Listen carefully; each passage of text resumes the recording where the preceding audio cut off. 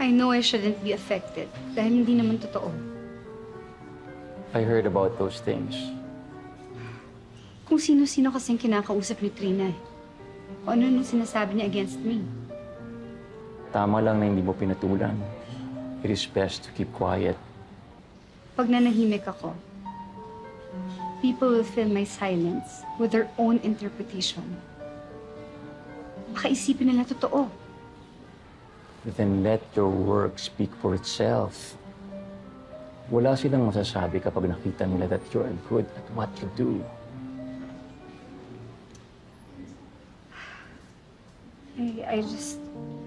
It's just so hard to focus on the company kapag I'm dealing with so many things. Kaya you make the wrong decisions lately. I heard about Lonaris. Nakaabot na sa'yo. Via, yung ganyan kalaking issue, they are hard to hide. I'm sure alam na rin yun ng board at ng kalaban ng Pacifica. I'm just under a lot of pressure. Alam ko may gusto kang patunayan sa mga tao. And I believe in you. Kaya lang yung anak ni Ramon, yung pamilya niya, at ang top members ng Pacifica, pinagdududahan ang kakayahan mo.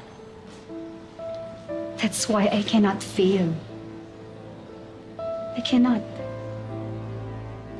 Victor, I need your help. Please help me.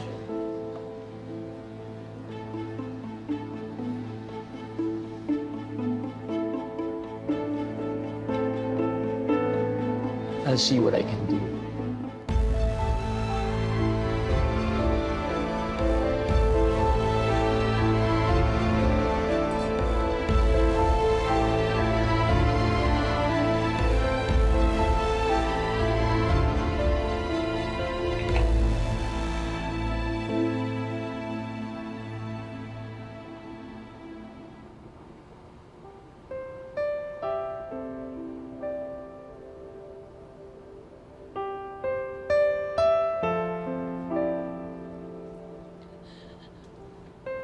Pasensya na, anak, ha? Nakaloka kasi yung mami mo, eh.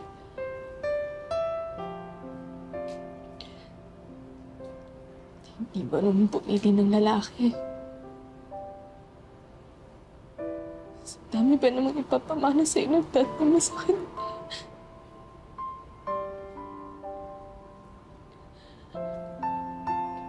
Pero kung bahala ka, sinabi niyo para sa inyo.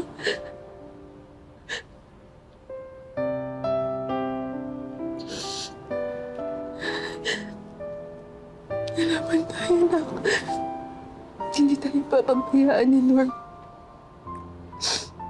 Sorry na. Sorry talaga.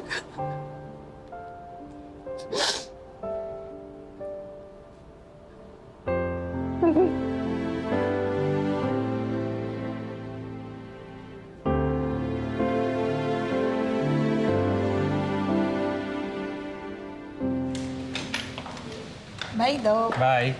See you tomorrow. Okay po.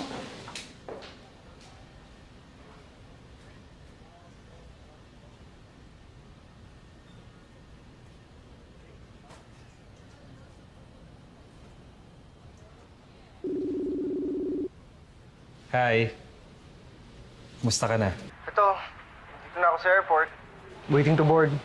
Tawagan mo ako agad pag nakaland ka, okay? Matagal mong hindi nakita ang daddy mo. Now is your chance to tell him how you feel. Eh, di na nga niya ako maririnig eh. At least, masasabi mo sa kanya lahat ng gusto mo sabihin na tinatago mo for a long time. Again, para to sa'yo. Hindi para sa kanya. Thank you, ah. Para saan? Sa plane ticket? Wala yun. No. Thank you. For knowing what I need even before I realize it. Kaya lang kilala mo talaga ako. Of course. I love you. See you soon.